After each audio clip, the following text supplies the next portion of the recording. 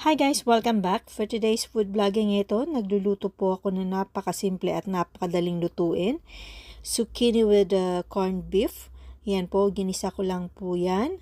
At syempre sibuyas, bawang. Yan. Yan lang po ang halo. Syempre konting asin, paminta. Ayan po.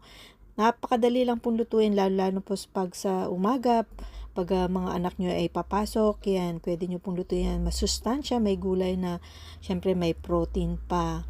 Ayan. Sobrang dali lang po ito. Subukan nyong lutuin at siguradong masasarapan yung mga anak nyo. Ayan guys. At pwede na ito. Hindi natin pwedeng lutuin masyado para kahit papano ay nandyan pa rin yung mga proteins, yung mga nutrients. Yan, para hindi po siya lamog.